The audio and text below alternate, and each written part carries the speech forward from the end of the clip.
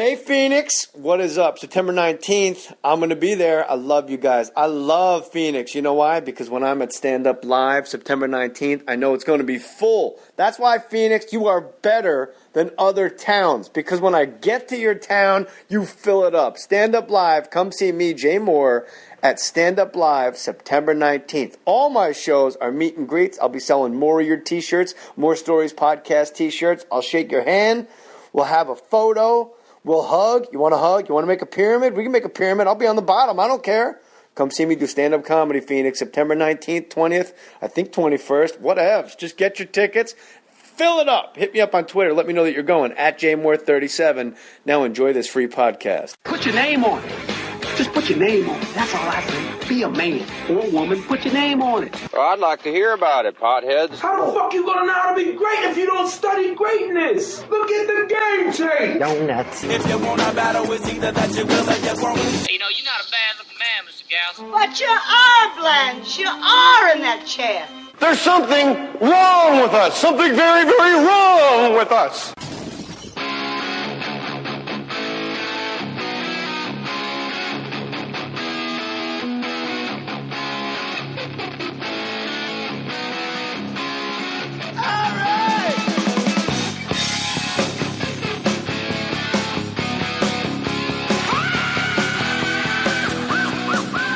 How many interviews have you done in the last 72 hours? God, 72. It's Anthony, right? Yeah. Right. I would say 72 hasn't been that bad. It was Like mostly 2 weeks. Last 2 weeks. 50. I didn't even know who you were until the roast, I think. One of the roasts when Patrice was shitting on you. Oh, the Sheen like roast. you just some medieval times waiter. Yeah, shit. yeah. But what I liked about you is you're from Pittsburgh. Love Pittsburgh. PNC Park, prettiest park I've ever been to in my life. Really? Ever. Wow. And I've been to like 6 parks. But you, I guess if anybody like came out of nowhere, you can make a case for you coming out of nowhere. But is that the typical like everybody calls me an overnight success? I put in my fucking time. But like by the time you hit the Comedy Cellar, it was completely new, completely fresh, and your stand-up was a completely different angle. Well, I hit the Comedy Cellar a couple years before the first roast. I did Trump first and then Sheen. So I would say Trump was my big break. But then, things just start building for you, and so you get to another level and things just kind of snowball. Like after I did Trump, it was like, oh, you were great on that roast. After I did Sheen, it was like, oh, you're great on the roasts. In people's minds, you've just been on all of them at that point, once you've done 2. So that really helped. It's almost like after you do 2, who did I just have this conversation with? You do 1, everybody goes, holy shit, that guy's good. And then you do the next one, and they're counting on you to be good. Then you got to tap out. It's like gambling. Yeah, people they have like a 3 roast contract. People get, like Whitney Cummings did that. She did 3 and then she was done because she got her she got her talk shows and stuff that she couldn't come on a roast because she said she's like a bully now because she's doing too well. That I've done my 3. But now that I'm kind of locked in with Comedy Central, I think I've got some more ahead of me. But it's funny because the perception of us as comics, like apparently I'm just like this walking fucking douche. Like I'm sure my reputation preceded me. And like you said, like Whitney gets perceived as a bully. And what I dug about you is I'd never seen a guy, there's that age-old argument or discussion is like, do you act like you're below the audience? Like, hey, what a day. It's crazy out there. Yeah. My Easy Pass doesn't work. Yeah. Or you like Seinfeld's a little above the audience. Like he even actually holds his nose up. Like physically, I don't know if he's conscious of it. Yeah. And you were the first guy to come in and just smash people. I remember the moment I fell madly in love with Anthony Jeselnik, comic. I went to take a piss at the Comedy Cellar. I'm upstairs at the Olive Tree with like Norton, Quinn, like the usual assholes that we sit up there with. And I come downstairs to take a piss, and as I leave, you went on stage when I was in the bathroom. And it's like, you did 4 minutes maybe, and you go, I wasn't always a comic. I used to be just a regular piece of shit just like you people. And I was 6 steps up out of the showroom when you said it. And it like hit me in the back like somebody threw cold water on me. Like, whoa, that's new. Oh, that's hilarious. It's like hearing the Ramones for the first time. Like, 1, 2, 3, 4. Like, he just called them pieces of shit. Not a heckler. Like, the whole thing is, I'm fucking great, and you guys are just whack. Look at yourselves. Yeah, I dig it. That's the kind of thing. If it works, if they laugh at that, it's great. If they don't, there's no getting them back after that. You must be amazing to watch bomb. It is. It's really a sight to behold because I have nowhere to go. I can't. I'm just kidding. I have to still be cocky. I have to still pretend I'm killing because I have my whole persona is based on that I'm the best. Yeah. So if I'm bombing, I just have to like eat it, but still pretend like I'm doing well. Like Darren the party starter. I once opened for him where he bombed, and it was one of the funniest things I've ever seen in my life because he still has to keep doing like the party starter in between jokes, and he was just eating it. It was hilarious. Red Johnny and the Round Guy was a comedy team that did a lot of rap songs. And like watching them bomb was something incredible because it was like boop boop boop, living check to check, boo, and like beatboxing and shit. And they were like phenomenally talented, but for some reason, just people weren't into it. You're locked in, like we're going to rap for 20 minutes, and we're gonna do segues and fake commercials. I think Alonzo Hamburger Jones would probably be really good. I'm sure. Hamburger, this ain't going as I planned. But you don't really bomb anymore because now people know who I am. Yeah. So it's occasionally like if I do a drop-in set somewhere, if I do the Comedy Cellar now, it's not everyone's not there to see me. Sometimes I don't bomb, but it's not as much fun as it is when 1,000 people are there just to see me be an asshole. That's a lot more fun for me. If they don't know what they're getting, it can be a mixed bag. We had to cancel on you because I was sick as balls. So just thanks for redoing this. No, absolutely. Cool. Yeah, I've always wanted to meet you. I've always been a big fan of yours. And I'm a fan of yours. And it's just all of a sudden there's a new comic. And now that we're done washing each other's balls.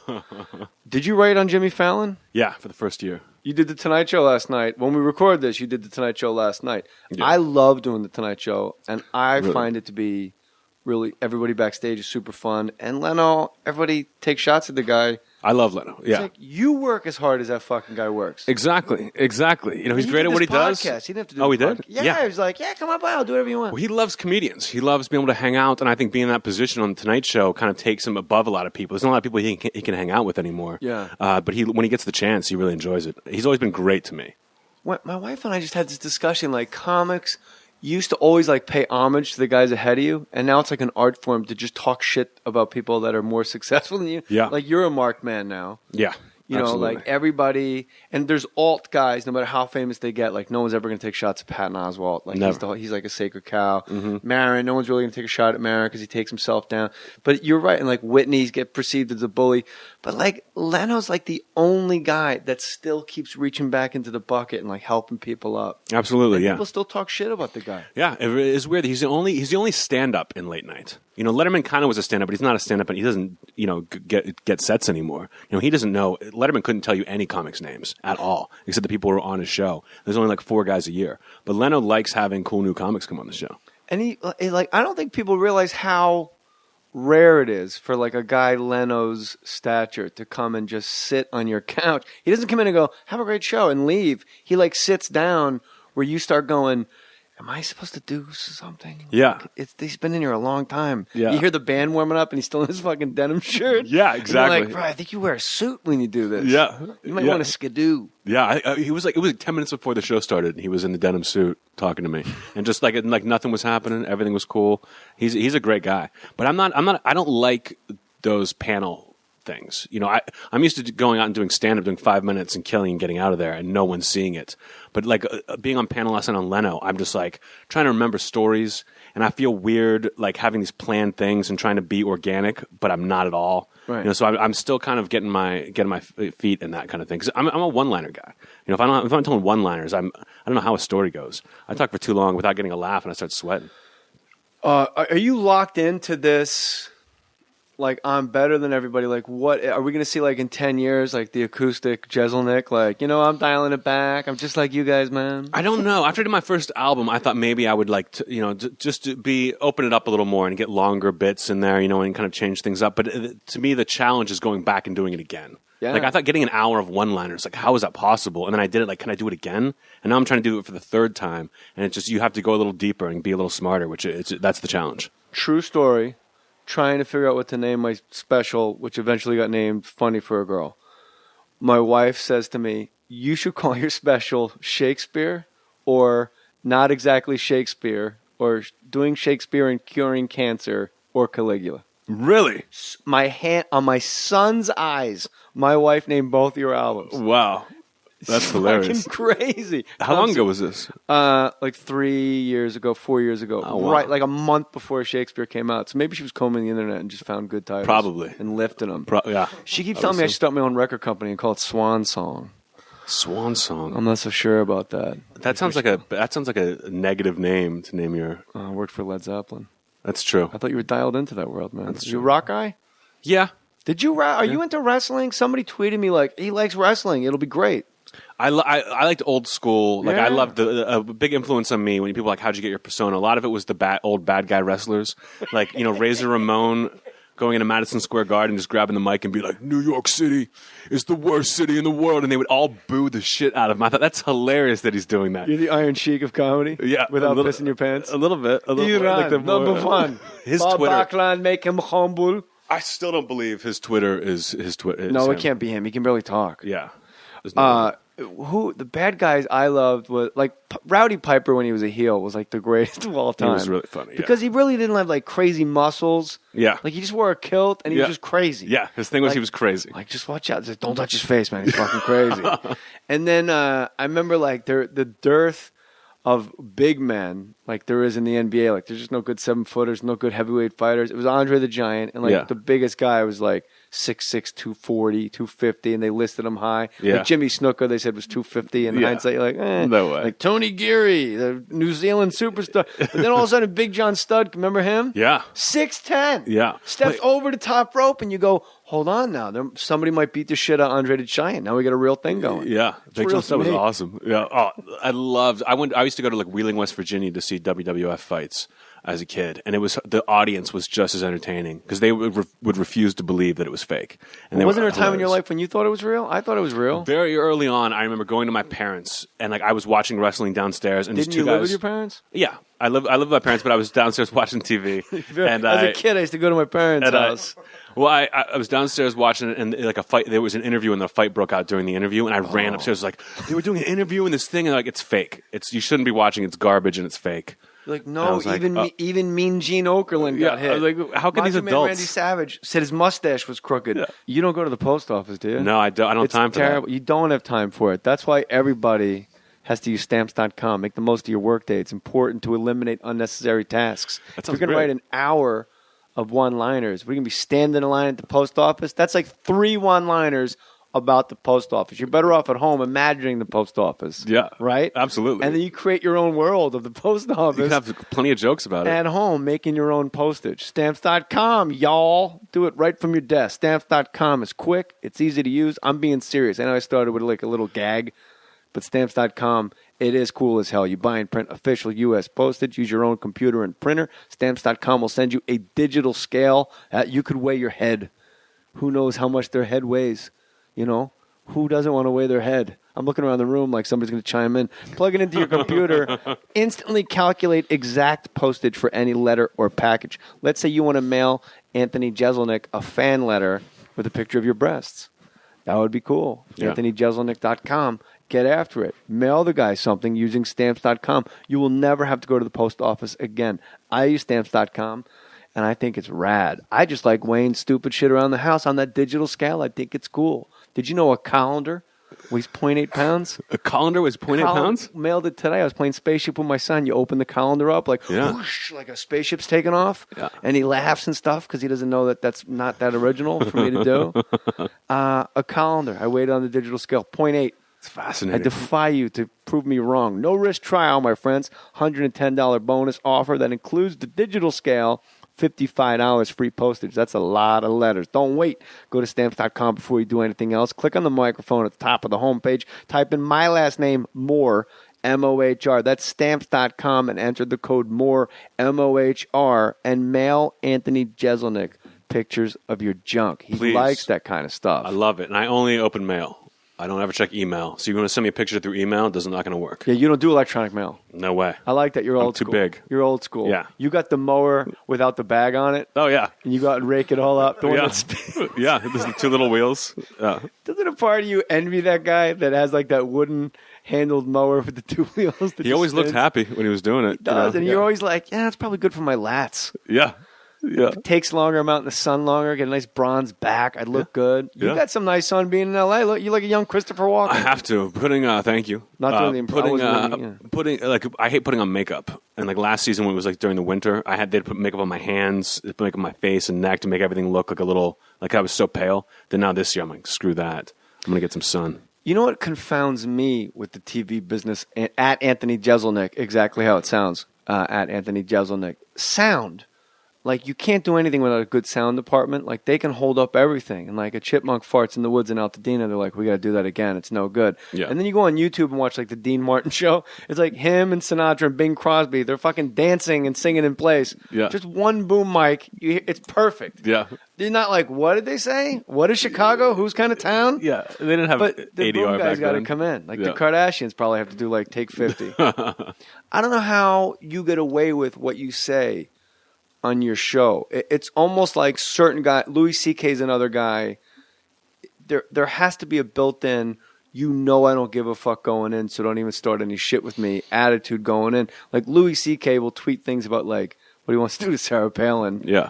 And it's just, but if I tweeted it, I'd be out of my Oh, ass. Or immediately. anybody. I don't want to make it about me. But you also, like on the Jeselnik offensive, not only do you say like amazingly great, awful things, the guests, it's like a game of catch up. And to quote the great Ron Bennington, you start playing comedy pyramid like, okay, boom, boom. And then it becomes the game who can lay in the final stone. How do you keep Comedy Central from telling you to dial it back, or do they push you more to go towards it? They don't push me more. They like me right where I am, kind of. They're like, you've got it offensive handled. Just be funny. Just make sure everything's funny, so we don't have to like be worried about notes and stuff.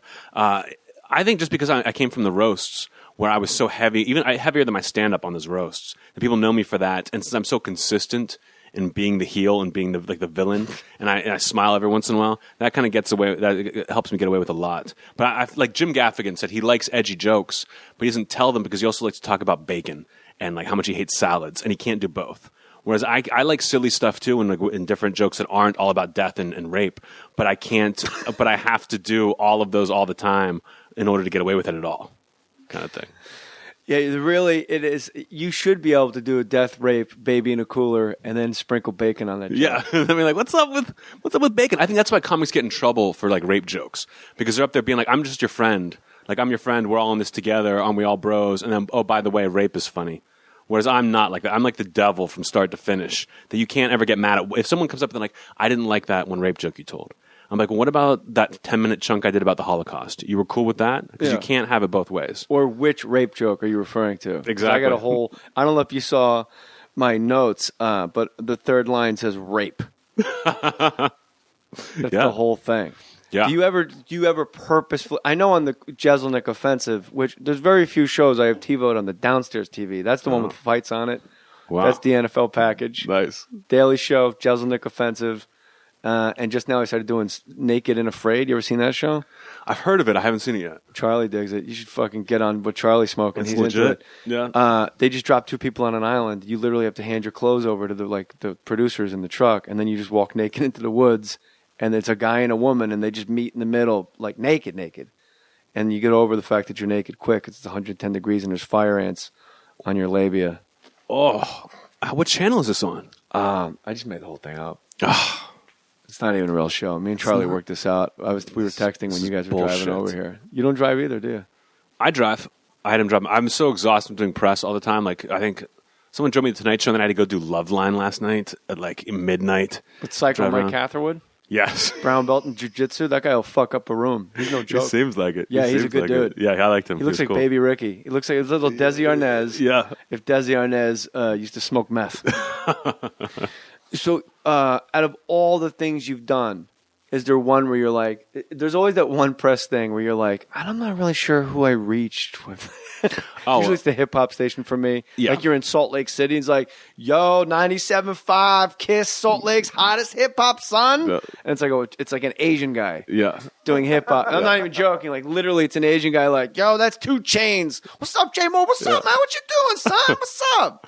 I once did Hot 97 in New York, like the big hip hop station. Ed I Lover. walked in and sat down with like 3 of these people I was in there for 10 minutes before they were like, oh, are you the guest? We thought you were from Human Resources.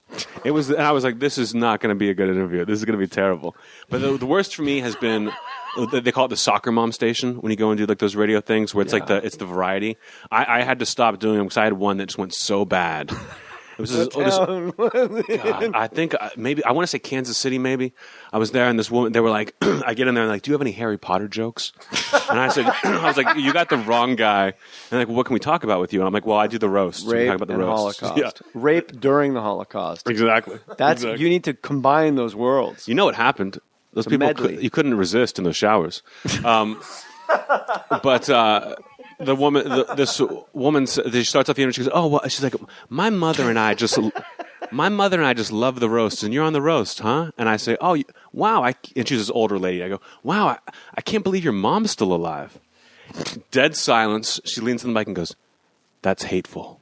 And then they just pointed at me to leave, and I was like, "I will never do." Yeah, I just walked. I told one joke and got out of there, and I was like, "I'll never go back." Here's Steve Miller, abracadabra. I'll be right back, guys. Exactly. See, I've gone the other way as you. As I started, like my act, I used to just like talk about fingers in my butt, getting blowjobs and farting, and then I would have sex with the stool on stage. You see it all the time now, still. And now you've devolved. I have devolved, but I've been more honest, and I talk about like shit that actually happens to me, and I just tell regular old stories. But I've also doing corporate gigs. I've learned.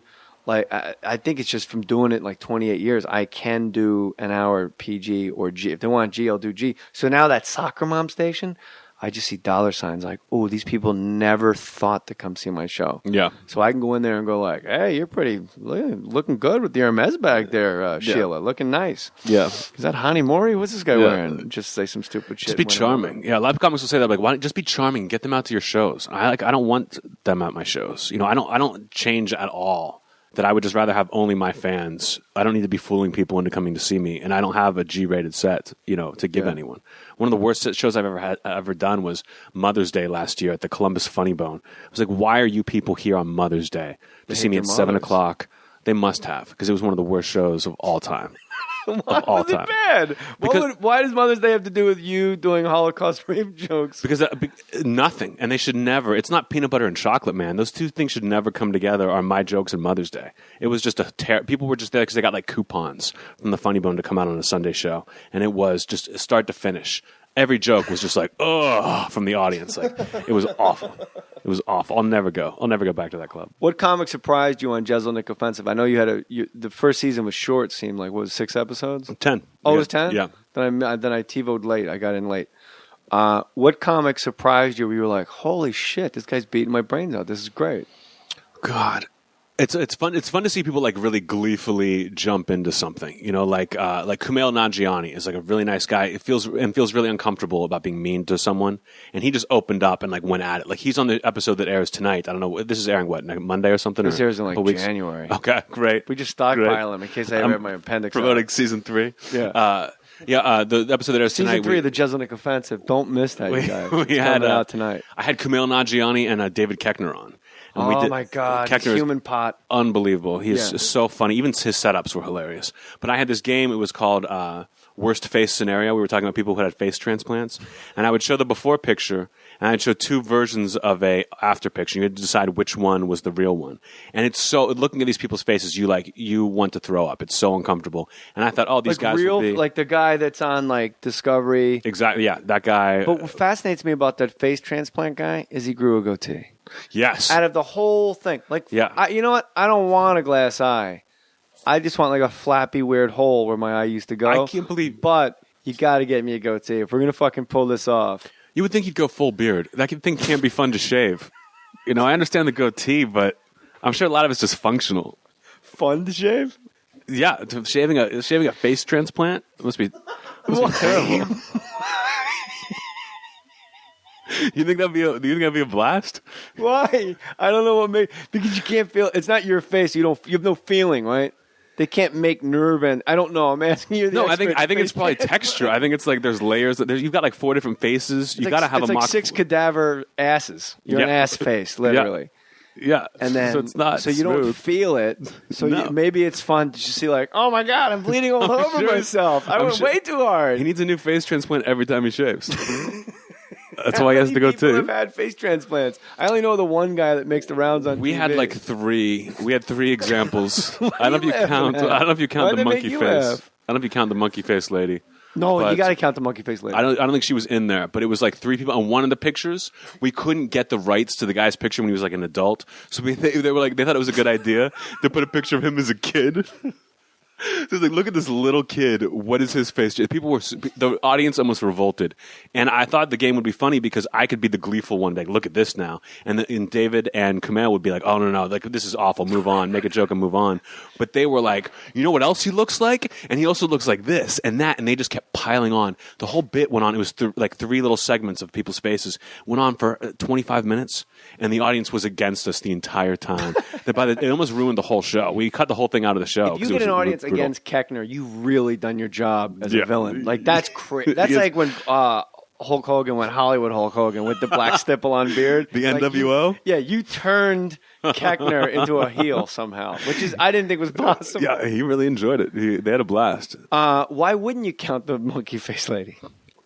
Because I don't know if she had like a front of the pack. She had a face. Did she have a full transplant, or did they? It's your show. The monkey rip it up and they put it back together, or did it rip it off? Is the face transplant? They don't put a face on. They take it. It's like a potpourri. Yeah. I guess a crock. What am I looking for? Grab bag, potluck. Potluck. I think it was the other way. Thank you. Like the sign outside the Comedy Store. You never know. There's a Bobby Lee. There's a Crystalia. You don't know what's going to happen that night. It's craziness. It's potluck. It's like a piece of an ass. Somebody's elbow goes where your cheek went. Yeah. Is your understanding? I mean, a little bit. I think. Well, this guy, the guy I call Fat Johnny Drama, the guy you were talking about, the guy who's the goatee. That's what he looks like now. But he had like the lips, chin, and like nose from like a 22-year-old man. Yeah. I think that was his. I think it was all from one guy. I like to think it was a black guy and he's a white supremacist. Like there was that episode of Oz where one of the white supremacist guys on Oz. Got the new gums? He had new gums and it was black guy gums. Yeah. So they just raped him and beat him because he had black guy gums. I like that they don't like you. You have black gums, so you have to suck our dicks. Yeah. We need to put our dicks on your black gums. All right, here we go. Which guy is this? Here we have some face. This will go up on the Tumblr page at jmoore37. Enjoy, my friend. I don't recognize either of those. Oh, so Matty fellas. Boy at the Real Hey Matty stumped Anthony Jeselnik, who is a bona fide card-carrying expert in face transplants. Yeah. You don't know this? Whoa. Looks a little like Yao Ming on the right. Unless he grew the goatee afterwards, because the picture we had. No, this isn't the goatee guy. No. That looks like Governor Patterson on the right. In Jersey. You know what I like about the guy that we're talking about with the goatee? At the very end of the feel-good story, he's pushed his daughter on a swing.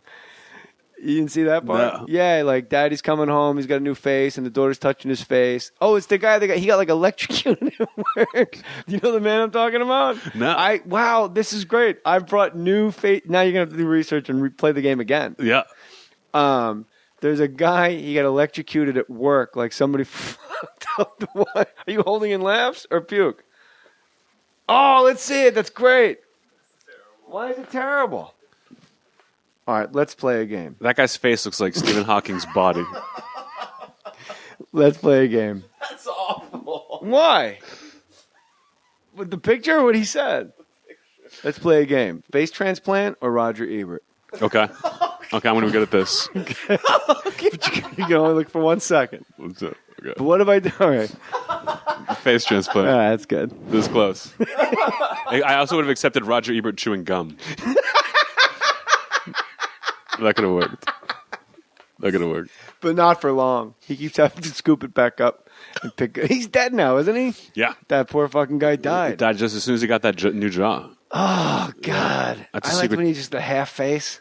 He's Yeah. like the Pez dispenser, Yeah. Ebert. Yeah. And we know that full well that you and I are probably going, I chewed tobacco for a long time because I I wanted did to too. fit into some weird clique that I was never in. So my jaw will rot away and I'll look like Roger Ebert and I'll look like a Pez dispenser with a permanent smile that's half Chelsea Clinton. I don't know if I would go. If that was going to happen to me, I think I gotta check out on the spot. I don't know if I would go half jaw. Just shotgun to the head. Yeah. Take my jaw off myself. How do you eat with half a jaw? Half a meal? I have a lot of milkshakes going on in your life at that point. A lot of metrics. Now, Matty Boy just become Yes, like, that she was on. Wait, all right. Matty, if you're going to do this, get a mic and get in the game. All right. People get mad. That one girl, the girl after she looks like a human grimace. Let me like see from- it. It looks like a McDonald's. big toe.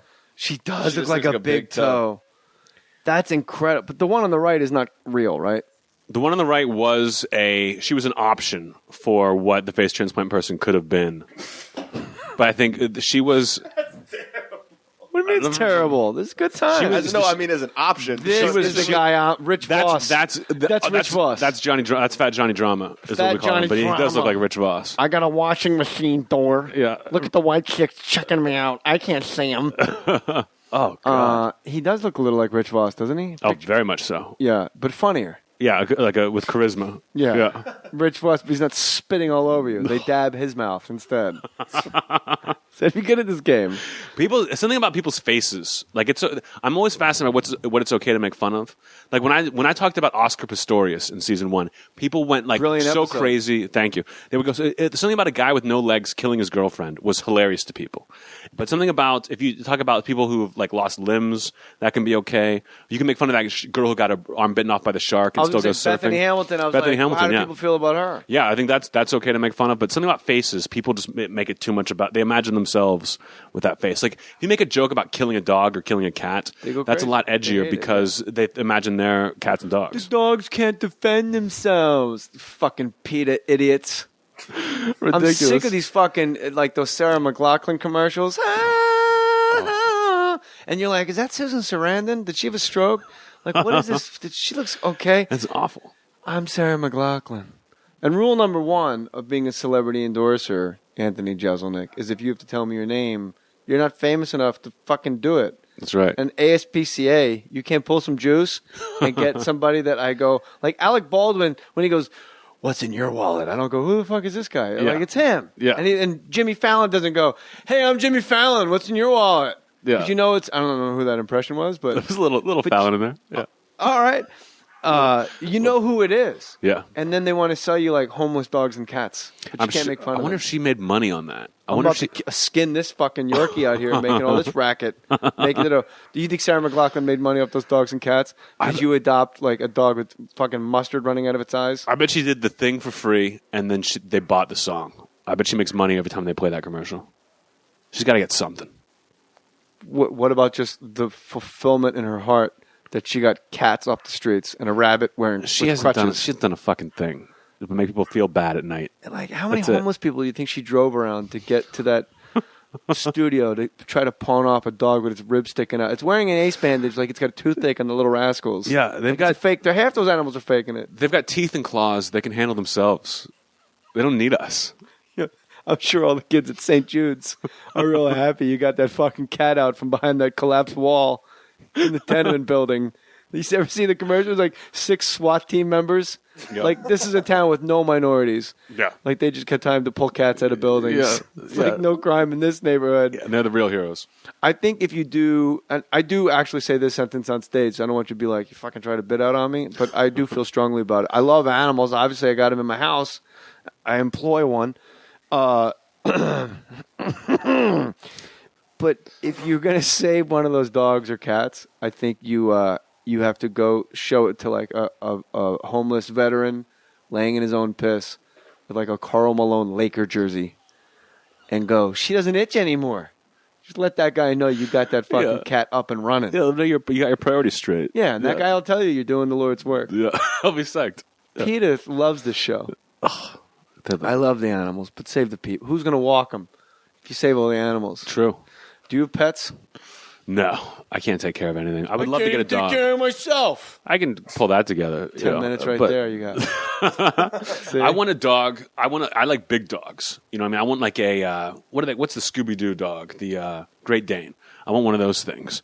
But I don't have like the space in my apartment or the time really. But they don't. What's weird about a Great Dane is they don't need a lot of room. It's the weirdly immobile dog. Well, they say if you run them around when they're puppies, then you're fucked. Then they have to run around forever. But if you just keep them chill when they're puppies, you got to bind their legs. Like And then Japanese ladies. Exactly. Yeah. Exactly. Then That's what you did to Lucy Liu when you guys met at the Tommy Mottola party. Mm-hmm. You bound her legs and feet up. Mm-hmm. But nobody knows that story. No, she won't tell it. Hashtag Lucy Liu at Anthony Jeselnik at JMoore37. And Lucy Liu, we're on to you, sweetie pie. Who is your favorite Beatle? I asked C.J. Wilson that this morning. Me and Charlie were talking about it. Have I asked that every episode, the last 8 episodes? It's evolved. Close to it. I would have to go. I'd have to go with George at this point. I feel like it changes throughout your life as you kind of and I don't know. George kind of left with some dignity. With throat cancer? I mean, he kind of aged gracefully, and then he got to die. Put an as album with like, a fucking with a sitar. That's dignity to you? no, but that's not the best. I want you guys to hear my new shit. Paul's going band on the run at the exact same time. George is in a yurt going ding ding ding ding ding dong ding. It's fucking good, right? It's There must have been something else behind it. He must have been crazy about Indian pussy or something to go for the sitar. Who isn't? Indian woo woo woo or Indian from Pradeep or Prindian? Same diff, bro. No, Same it's not same diff. India, like India. From India. Indiana. Indiana. Yeah. Indiana Indians. Yeah. Indiana named that. There's a lot of people named Pradeep in Indiana. The originals. I'm trying to ask as many questions as possible that lead you and I down a rabbit hole where you are forced to bring me on your show. Let me give you my. I've got 3 quick J. Mohr stories. Can I give you those real fast? One is the first day. One is Action is one of my favorite shows of all time. Me too. Peter Dragon is an influence on my stage persona. You were the first guy I'd ever seen like be an asshole and be like the lead of a show. You know what I mean? It was so great to me to see how you could do that I was like, oh, this is amazing. That was groundbreaking for me. It was weird because at the time I thought it wasn't groundbreaking. It was revisiting because Carol, like Archie Bunker, was like, "Oh, geez, there's a spade out on the front lawn." Like he said the craziest shit. Like you couldn't even say what he said on your show. And then Buffalo Bill, that Dabney Coleman show, he was a complete anti-hero the whole way down the line. So and like Al Bundy, Married with Children. So I was like, all right, maybe this is this is it now. We're ready to do anti-heroes. The answer was no, resounding no. Yeah. We were on opposite friends, and we got our teeth kicked in. Well, I bet the ratings, if you got those ratings now, that you got that. That's the story of my life, Jeselnik. Yeah. Fucking, No. It's not about me. It's It's about a story, too. My first. Wait, that's the story that I was on a show? But that was a big influence on me. I love that show. That's that was sweet. a cool show. Yeah, it was very sweet. Usually people come on and go, I heard a story that you fucking tased Neil Brennan in the neck at a club once. Who hasn't? No, I don't know anybody that has it. Yeah, everyone, you got it. It's like That's why him and Chappelle don't talk. Chappelle wouldn't stop tasing him. Number 2 is my first day of work, or my second day. I came out to L.A. after college. I had no money, and I'll get extra work. I'll work as an extra. And my second and last day as an extra was the final reshoot day of Pluto Nash. Oh my God! In New York? No, in L.A. It was out here, and it was like a dance club scene. Yeah. And I just remember it was miserable. I hated being an extra so much. We all had to like pretend we were dancing, and everyone was like looked pissed. Everyone knew this movie was like it was. You had the worst job in the worst movie. Yes, it's the worst. It's time. terrible. But you made me laugh so hard because you were the only guy who wasn't like openly mad to be there. But you were so disrespectful. The director would be like, guys, I need complete silence. And everyone would be like, okay. And you just hear, hey, I just shit my pants, like as loud as you could. And no one would even say anything to you. No one would be like, Jay, please. They would just wait till you were done and then go. And I was like, how great is it to be the comedian on this set and be the guy who just gets to absolutely not take it seriously at all? Well, the sad thing is Eddie Murphy is in the goddamn movie. He's supposed to be the comedian on set. Yeah. And he's like, it's like working with Gregory Peck. He was fear. I remember being impressed. I said that as Colin. I don't know why. When is CQ going to be on his Jeselnik offensive? I like to keep it PG, you know?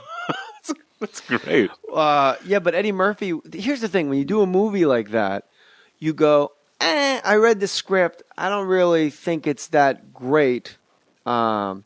And I'm not one of these guys like, that was a big... A lot of people go like, I got no regrets. I don't give a shit. Yeah. Everything... There's always... If you're a comedian and you're looking behind you, you're fucked. Totally. Because there is so much shit ahead of you. Yeah. Just keep swimming. You're going to hit land. Yeah. There's just... You're going to get a Tide commercial. Some weird shit's just going to come out of the woodwork. Yeah. That's how it goes for us. Yeah. And you're just at the rental car. It hurts. And somebody goes, are you busy next... Yeah. Well, look at Billy Gardell. He was like thinking about taking like a gig in Vegas and just like giving up a tour and everything. And CBS just called him and were like, "You're the guy. Come do Mike and Molly." Mike and Molly. He didn't even audition. Now his grandchildren don't have to work. Amazing. So in Pluto Nash, you read the script and you go, "Wow, this is kind of shitty." But Eddie Murphy's in it. And he just did the clumps. And I guess if I read the clumps, I'd be like, it's probably all ad-libbed. You know how those comics are. They're really wacky. Yeah. And then you read it again and you go, I don't think this is very funny. But my thing was, I got to sing, I got to play Frank Sinatra. So my whole thing was, I could show, like, how many times does a comic get to actually sing Fly Me to the Moon without goofing off? Yeah. In front of, like, Eddie Murphy and all this, like, Yeah. maybe I'll do Party All the Time, Party. I'll get my own record deal. Like, your mind starts going crazy because you haven't stopped using drugs and drinking yet. And then you're on the set and you're like, this is pretty bad. And then Martin Bregman walks in and has a meeting with you, and he did, like, fucking Dog Day Afternoon. Oh, wow. And it's Marty Bregman, and he goes, it's going to be great. I'm telling you. You got to wait for the edit. And you go, all right, Eddie Murphy, Martin Bregman, and Louis Guzman wants to smoke pot with me at lunch. Yeah, I remember Apparently, Guzman. this is great. Yeah. And we go to Montreal, and you make some money. You get a check with 2 commas, and you get really happy. No, I didn't make a check with 2 commas. That was a complete lie. I meant 6 figures. I got that wrong. Tasteful. But yeah, at the time, I had fun doing it. Yeah. And you strike me as a guy that when all, like, as late as they make you work, there's really no reason to take any of it seriously. We're fucking comics. Yeah, exactly. You're allowed. The whole point of this job is you're allowed to not take anything seriously, and you get a pass for that. Side note: I just remembered this. I watched Pluto Nash after it had come out, and I don't know if your character name was Tony Francis, or your stage name was going to be Tony Francis. But when I got really sick in the beginning of people mispronouncing Jeselnik. I was like, maybe I should have a stage name, and I almost went with Tony Francis. I remember emailing my friends and saying, "What do you think about Tony?" Because change Anthony to Tony, and Francis was my confirmation name.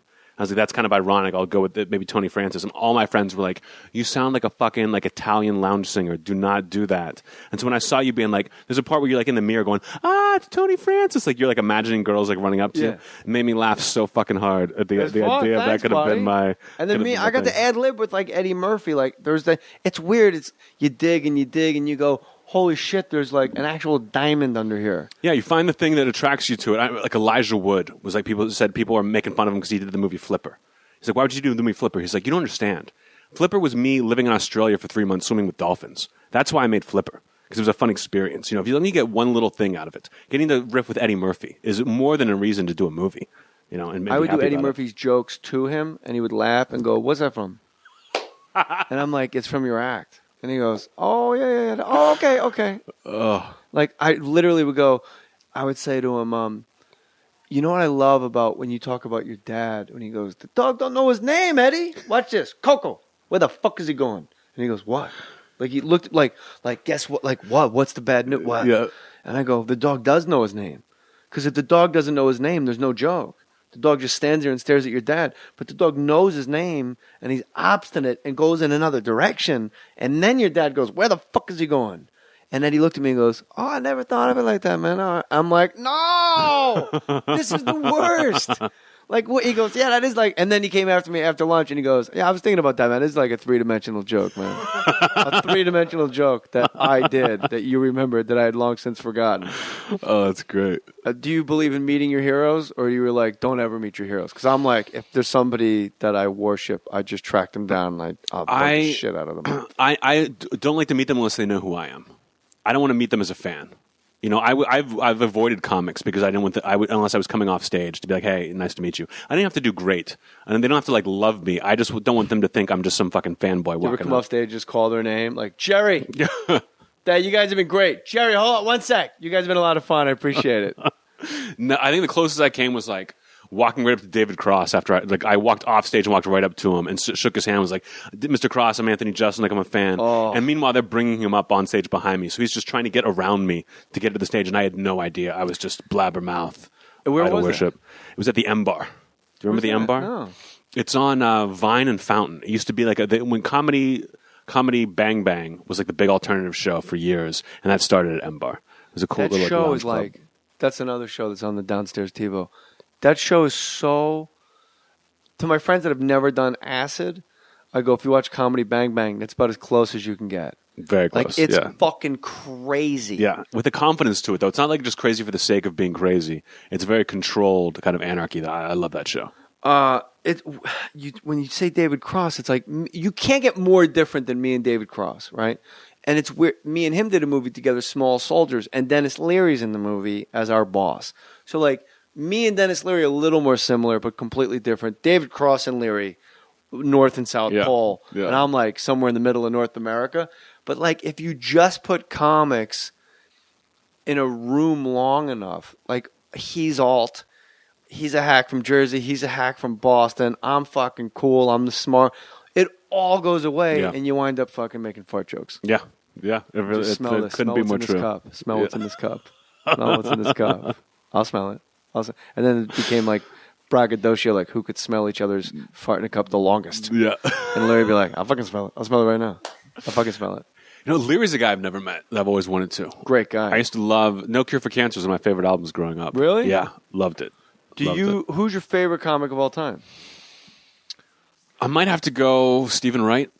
Love Stephen Wright. Again. You know, Rodney Dangerfield was amazing. Mitch Hedberg was great. I always loved the one-liner guys. You know, I never really, even like people are like, oh, Bill Cosby's the greatest.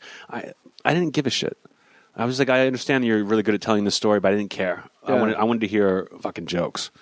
Stephen Wright is Kat said to me, it's super, like he's the only guy in the history of stand-up comedy that started at a 2,000-seat theater, and for 28 years, he's never played a comedy club, and he's never like gone like Water Garden, whatever the fuck the Boston Garden's called. Yeah. Like he just, that 2,000-seat never dipped, never went up. Like he's just maintained, like that robotic dog in Fahrenheit 451, just tenacious, never fucking stops. Yeah. I fucking love that guy. I would love to know more about his career. Like if he tried to do a sitcom, if he wrote a movie at some point, or if he was just happy just doing his thing. My wife and I were looking at opening houses in Santa Monica just for fun, and he was walking out of one when we were walking in, and then we wrote the song "Glory Days" and we sold it to Springsteen. Oh wow, that's a great start. But literally, she knew him from. She used to go out with Bobcat, and him and Bobcat were like really good friends. And then it was like those two meeting in the doorway was weird. And then immediately, Stephen Wright, he just starts like giggling.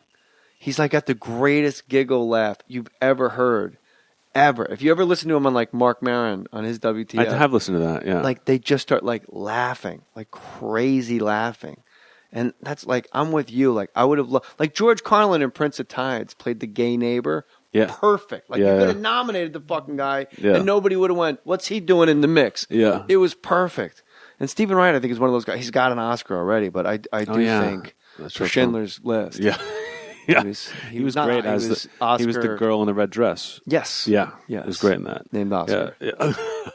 I met him once at the Comedy Cellar, and it was a disaster. Why? Who? Stephen Wright? Stephen Wright. I'd never met him face to face. Like Stephen Wright's downstairs just watching comics. There was no one there. It was like it was in the winter. There was maybe 10 people in the audience, but Stephen Wright's one of them. And I've got to go up. And it's one of those, you just know you're going to eat it for 10 people. I was just like, all right, let's see how this goes. And I'm hoping it's going to go well. I'm so nervous. Are you hoping he's going to say, like, you should open for me. I'm going to Nashua, New Hampshire. No, I just wanted him to be like, oh, like, you're funny. Like, that's all I wanted. Okay, was him cool. just think Fair I'm funny. Enough, yeah, and so I do my set. It's terrible. I'm just like, it would have been fine if he hadn't been there. But I know he's there. I know he's watching, so I'm sweating it. And I walk off, and he comes out. I'm like, Stan, I can't believe I just bombed in front of Stephen Wright. He walks out to leave, and he walks out and he goes, hey, you're funny.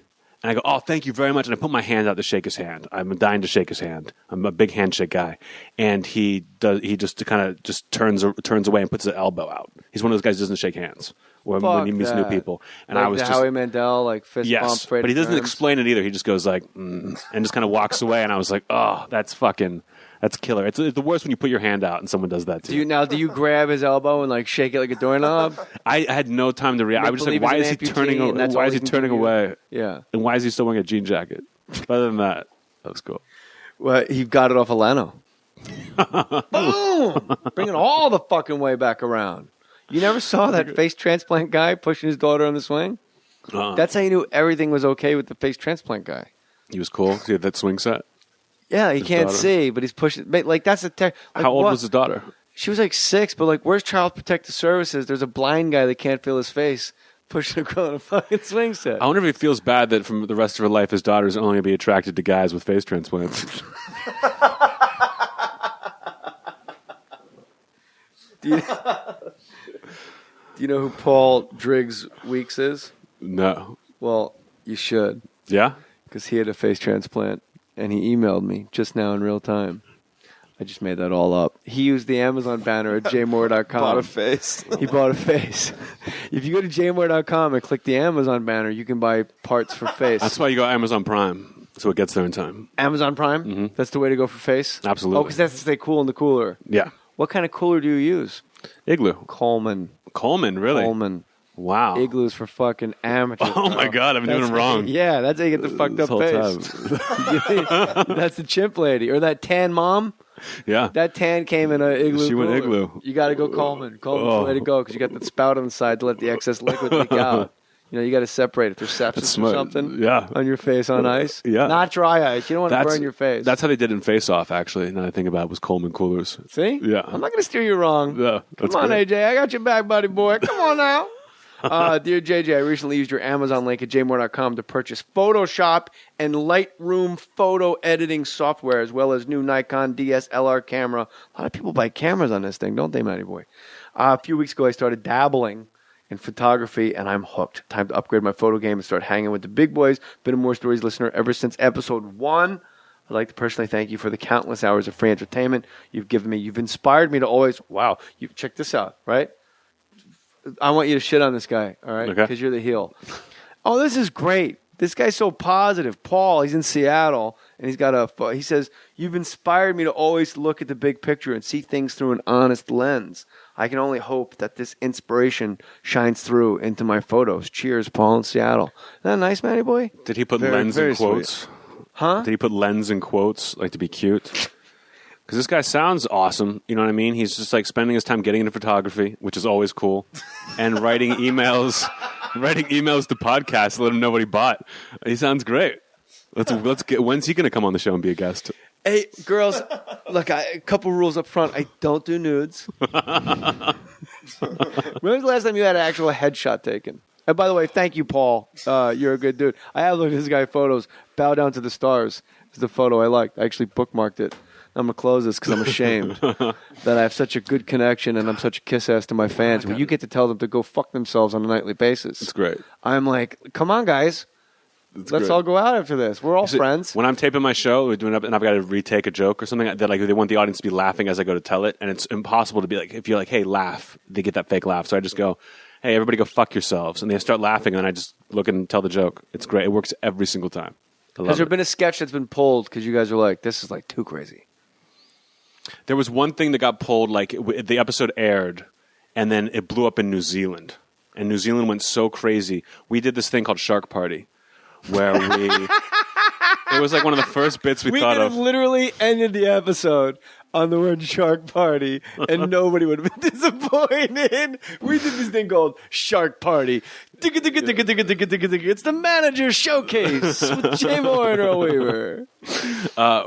We had this idea that when someone got eaten by a shark, we would do like a celebration. You know, we'd have dancers come out, and we did this. The first guy of the year was this guy from New Zealand who got eaten by a shark, and a great white, which I love. How far into the year? This was maybe our 4th episode. What do you think? No, I mean in the calendar year. Was it in January, February? Oh, it must have been February. February, maybe early, New Year's maybe Day. March. New Year's maybe Day. March. It was. I like to celebrate every New Year. It was in March because I was surprised it had been that long. Yeah. And we did this thing where I mentioned this guy got killed, and then I'm like, and then we do this thing where we had like a bunch of girls come out in like shark costume kind of things, like little dresses. Yeah, sexy and then sharks. a girl come out Sand with like sharks. a big shark mascot costume, but like sexy legs, and give me a lap dance. Yeah. And in the meantime, I'm like giving like the Until speech you about make why chum. sharks are awesome. And at the end, great chum joke. I had to stop everything I was doing to keep going. acknowledge it. I'd rather you just keep going. And then and then at the end, we're like, all right, now let's not forget the man who made this all possible. We show the guy's face, his name, and like the year that he like was born and died. And I go, smile, you son of a bitch. And they're like, we'll be right back with whatever. And everyone loved it. Everyone was like, this is so different and weird that you're dancing. I had to learn choreography. It was crazy.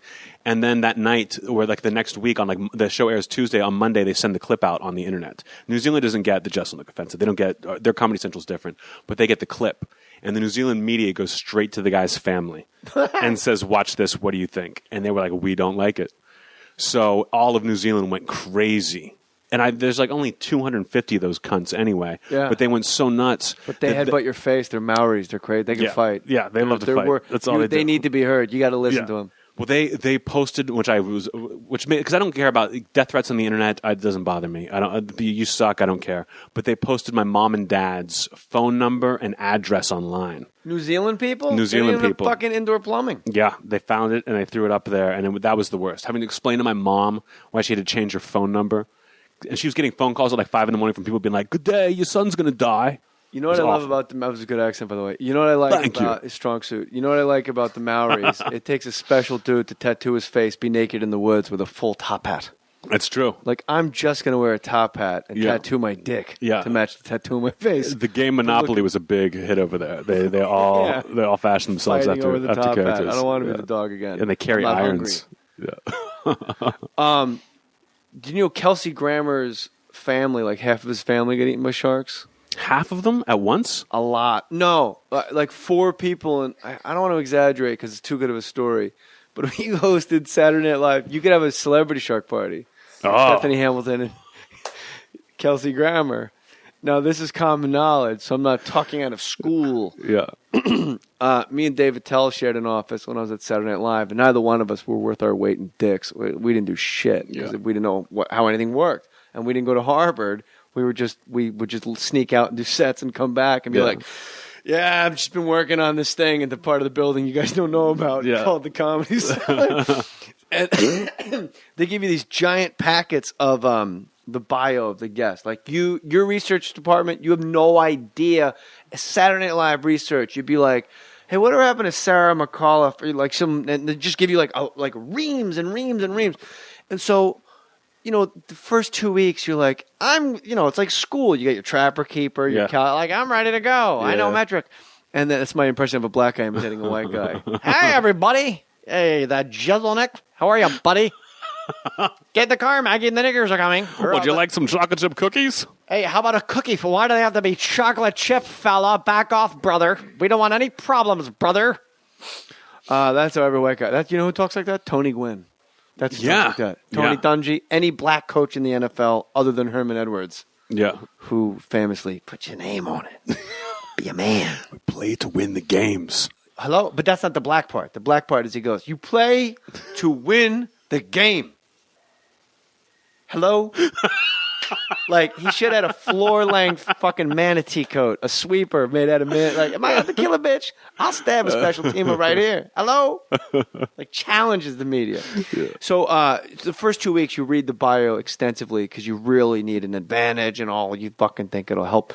And then everybody just stops reading them. Me and Attell, it's mid-season, like episode 11. We're just fucked. We don't know dick. We're assholes. We're gonna get fired at any moment. Yeah. We read the packet cover just by accident in the same. We shared an office. That's all you need to know how crazy it was. And we just both start giggling at the same time. His brother got eaten by a shark. Like his half brother got eaten by a shark. One of his cousins got eaten by a shark. All like 4 years apart. 2 of them. It's true, Matty boy. Matty's like, you can't say that. I think what happened is his half brothers both got eaten by sharks. There's more, and his sister was stabbed by a shark. By shark. A shark. Fucking. This is the craziest shit. Put your goddamn mic away. I'm talking to a headliner here. There's no time. What is this fucking? All right, then I'll bring you back up, and then I'll do 5 minutes to bring up the headliner. So a shark stabs his sister. Sure. The whole family. His parents ran a grocery store, robbed by sharks. Same sharks? Different, completely unrelated. Totally unrelated sharks. They didn't even know each other? No, no sharks. Sharks don't know each other. That's the thing. They're like lone wolves, but the sharks are lone sharks. Well, they network a little bit. A little bit. Yeah. A little bit. There's an app. They have an app. Yeah. The shark networking. So basically his whole, all right. When I say his whole family get eaten by sharks, I mean more than a member of his family. Even one is a lot. It's crazy. Yeah. And the fact that there's like 3 or 4 people and the sister got stabbed by one is crazy. Did you ever see that movie where the sharks rape people in the Holocaust? I'm writing that movie right now. Has that already been done? Yeah, no, I go to the future, I come back. Not in the movie, in real life. So me and Attell can't believe this happened. I made this way too long, but we got sidetracked with fucking fact-checking McGee over here. at read through in Lauren's office. They go, Kelsey, is there any jokes that you'd like us to tell? And and he goes, I've always wanted to play a Bond villain. And we're all like, oh, all right. So like everyone hands in a Bond villain sketch, and read through is 3 hours long. You're gonna wind up hosting SNL.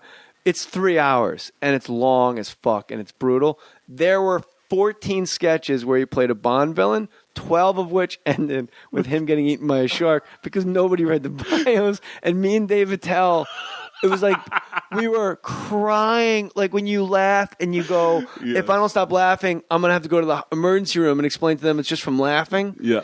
We were crying, and like people wrote, like Dave Mandel, great writers like Dave Mandel and Steve Coren, and they're writing Ian Maxtone Graham, and the jokes are like, not again. like, how do you end a shark sketch? It's a Bond villain that is eaten by a shark. Like, oh, haven't you again? Ding dong. Like then they're tying land shark into it, and that brings the sister back because that's how it happened with her. Yeah, she just fucking answered the door. It's terrible. That's awesome. Like that girl from Raging Bull, she got cut up by a shark. I heard. I actually, when I got my job on Fallon, Esty at the Comedy Cellar says, "Well, it was nice knowing you. You could have been a great comic." And I was like, "What do you mean?" And she's like, "Well, you'll never do stand up again because you got this job." She talked about different guys who had been good stand ups, and they say they come back, but they never come back. Exactly. I love Mike Sweeney, but Mike Sweeney you never see again. And so I was like, "Well, who has done it? Who has got a writing job?" She said, "Well, Dave Attell and Colin Quinn both had writing jobs, but still stuck with it because they're crazy. They had to do stand up." So I went to both of them individually. With Colin, you put stand up in quotes. I put a lot of things in quotes with Colin. He's the best. Oh, he's one of my favorites. Well, it's not all verse, chorus, verse. Maybe because my rhyme scheme is a bit of a dog whistle. But they both said the same thing to me. They said it was easy. I said, how do you get a writing job and still keep doing stand and be good at stand up? And they said it was easy. You're just bad at your job. You're just bad at your writing job. Attell was like, I couldn't have been worse at SNL. I thought they were. I think they did fire him after a year, didn't they? Or did he leave? It's always mutual. I mean, you got to be like, I think Damon Wayans got fired. Like Ben Stiller just tapped out. Like, this isn't for me. Fucking, I'm out of here. Yeah. But to get fired's a strong word because it's year to year, and they just decide not to bring you back. So whatever. Like even getting fired is ambiguous there. Yeah. That's how bizarre it is. Like, did you get fired or did you quit? And you're like, I'm not sure. They extended me. I said that like Rob Schneider, man. Come on. What are you fucking baby about it? So what? Well, no one gets fired there because they're not funny. They just get fired because it doesn't really work with whatever they're trying to do at the time. So it doesn't seem like it'd be that bad to get fired from SNL. And the people who've gotten fired from SNL is a great list. Yeah. And some guys they just let go, like Will Parnell. I'm like, how the fuck do you let Will Parnell? Chris Parnell. Yeah. Chris Parnell. How do you let him go? He's your next Phil Hartman. Exactly. I loved. He was one of my favorite people ever on SNL. He's the glue. Yeah. And they let him go, but whatever. They let him go, and they brought him back like mid-season. Oh, I didn't know. Kept him around for like a year or so, and then let him go again. I love Hader. I like a lot of the guys that are up there now. Yeah. Well, Hader's gone now too. Yeah. Well, did he get the taste of the movies? Yeah. So season 2 of the Jeselnik Offensive, and you do it in New York or L.A.? L.A. Do it here, Hollywood Center Studios. I love the show. It's a great show, bro. Oh, thanks, and anybody out there, if you're going like, what the fuck happened to comedy? It's alive, and it's well, and it's I'm telling you, it's great. It's well, thank you. That's I a huge use this compliment. analogy all the time. Yeah. Like everyone's like the first time you heard Jane's Addiction, you're like, what the fuck is this? And it's like, it's new, bro. Well, that's awesome, It's man. just new, and you're the first guy doing it. Do you ever bump into Tosh? Occasionally, we have the same manager, so I've run into him a few times. You seem a little happier than he is. Maybe. I don't know him that well to know how happy he is. I know he keeps things pretty close to the vest. Yeah. And he doesn't seem... His stand-up is always surprises the shit out of me at how funny it is. Oh, it's great. Like I'm great stand-up. I'll listen to him on the Comedy Channel on Sirius XM, and I'm like, who is? And it's Tosh. Yeah. Like crazy funny. Yeah. He's awesome. On the other hand, I get by. I go, give him some time. Did you know? But did you know going in when you're going to Comedy Central? Do you go? This is the show I want to do, or do they have every studio exec has ideas? Sure, I knew I was pretty tied to Comedy Central. When I never wanted to have my own show. It was never like my dream. I thought I'll be a stand-up. If I could put out an album one day, that would be amazing. If I could do a roast, that would be great. So all my dreams I've kind of done. But I got that writing job on Fallon, and all I kept thinking of was how I would do it. How would I do this show? And it never occurred to me before to have it. I just wanted to be a writer. But once I realized that he would never do the kind of stuff I liked, I thought, well, now my show sounds more interesting. And I went to Comedy Central right after I left Fallon and said, here's what I want to do. And they said, that sounds a lot like Daily Show and Colbert. We're not looking for that. And then 2 years later, I'd done the roasts. And they're like, what do you want to do? And I said, same thing. And they said, all right, well, now that you're a name, we'll try that. Only a network person would think that Jeselnik offensive is a little too much like The Daily Show. So they kind of just get out of your way. That's all you can ask for as a comic is autonomy. Absolutely. But even it's so weird for me to have a boss at all that I still bristle, even when their notes are like, that was great. Why don't you make this a little shorter? I'm like, you think you're funnier than me? Yeah. It's going to be and they're usually right. And when you have offensive in the title of your show, they kind of have to leave you alone a little more. But sometimes they'll get annoyed. The note I get a lot is dark for the sake of being dark, which I don't mind. But they it just has to be funny enough to hold the weight, I think, in their eyes. Aaron Hernandez, that was big. The episode I saw. That was a premiere. Yeah. Did you see the Pouncey twins? The premiere seemed a little reserved. Did it? I felt like you were fucking chomping at the bit, and I thought Jimmy and Amy were just kind of playing nice. I don't know. They have to edit so it's clean, so everyone gets their jokes out. I mean, we had a blast. Jimmy, the three of us. That's as funny as it gets. Yeah. Norman was amazing with some of those things. We have to cut out so much stuff that's great. We always call it killing babies to get to the stuff we get to air. But I mean, I don't know. What do you call killing babies, though? Life. Editing. Editing? If editing is killing babies. I said that was a layup for you, bro. What? That was a layup for you. I'm sorry. Oh, don't worry about it. We'll cut this. No, that stays. If you fuck up, I keep it in. What? So where's the press take you now? I'm almost done now. This is the Normandy invasion of press. I've been hip to what you've been doing, and Comedy Central apparently they're betting on you, bro. Yeah, it seems that way. They've got their crew, and I never know how it's really going. The great thing about my show is that it's cheap. Is that it costs like a third of what it costs to make, or half of what it costs to make Workaholics or something. So if I just do well enough, I can kind of keep going, which interests me. What was the fucking question? It doesn't matter. What is your dream? Like 10 years from now? Just to let me ask you that as Barry Katz. Okay, please. In a perfect world. Who has a podcast now, by the way? 10 years from now.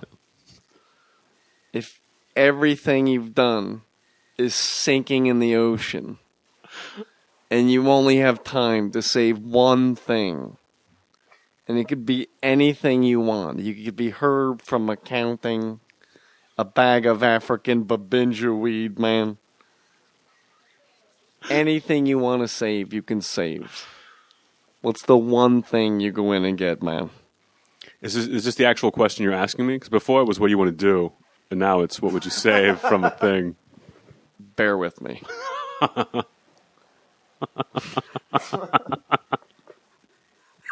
You transformed before my eyes. It's unbelievable, man. I'll tell you, if fucking Katz and Colin would get a little more famous, I'd have a new half hour.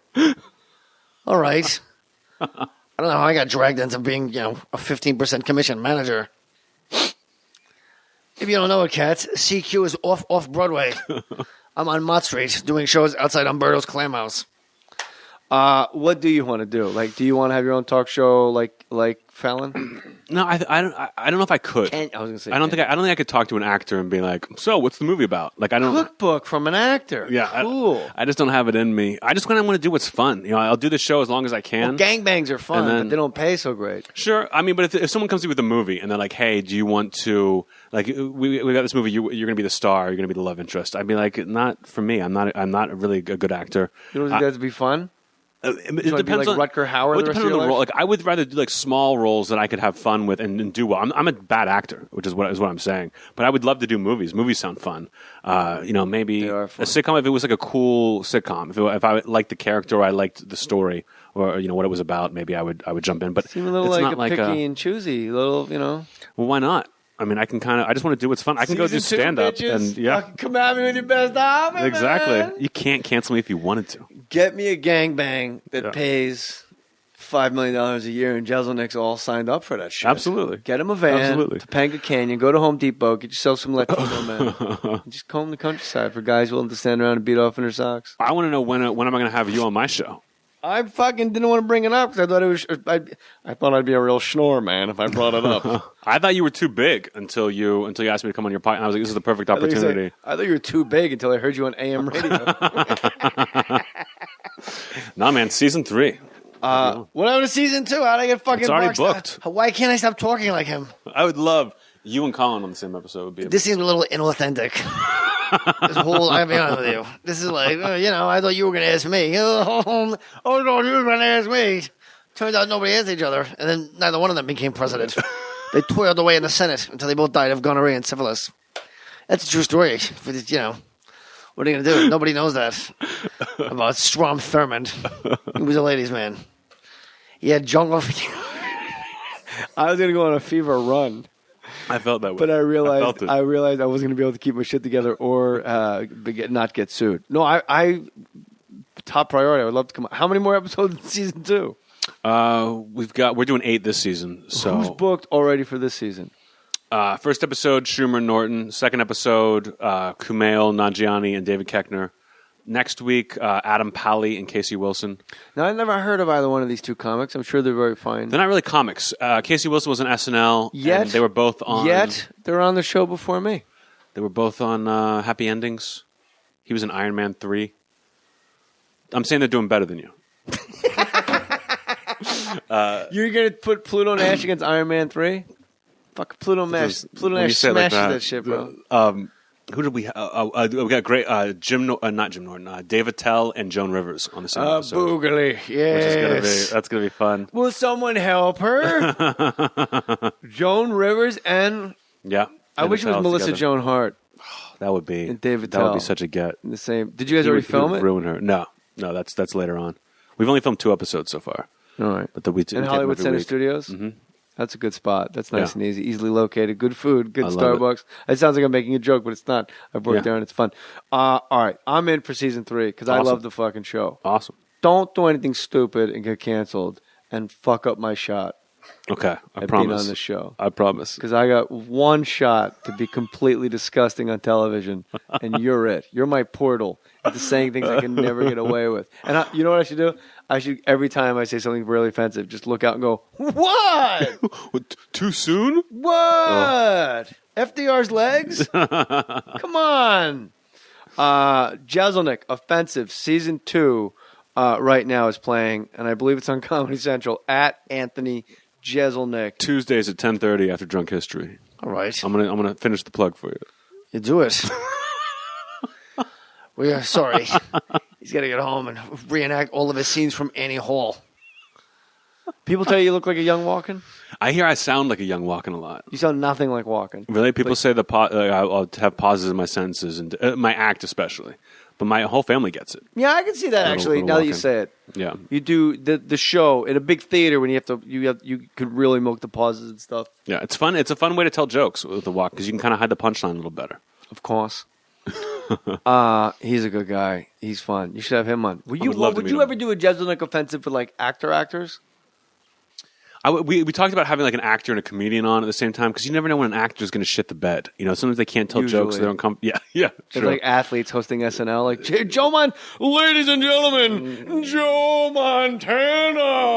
Yeah. Fucking 80 crickets later. Yeah, you go to commercial. The only laugh he gets is when they put him in a dress. They will put every athlete in a dress. They love it. They have to. Yeah, especially Deion Sanders and anybody like that. Jeter. Yeah, totally. Speaking in code. I think anything we say after this, one of us is going to get shut down, and it'll be me. I'll be the first guy to get a podcast pulled off iTunes for offensive content because I'm trying to impress you with offensive jokes. Charlie, much love, brother. Just yell something so I don't think you're imaginary. All right, there you go, buddy boy. Matty boy at the real. Hey, Matty, if you want to complain about the levels, which are usually pretty money lately. Yeah, go for it. Amanda Bynes. She'd be a good get. Yeah. That's his dream woman. Really? Still? Mm-hmm. Still. Hot for a while. He just hopped on. She just got on board? She just got into shape. She talked you into it? Oh, no, she didn't have to. She's like the after picture in Slim Fast to him. Like, oh, all right, now I see what you're working with. I like it. I'm into her face transplant. That she is the most. Is she batshit crazy or is she crazy like a fox? Total meltdown. Total, like, it's scary. It's worse than Lohan. That's the best time to walk right into it. It's meltdown mode. Bruce Smirnoff. Do you remember Bruce Smirnoff? Now he literally does cruise ships and he's happy.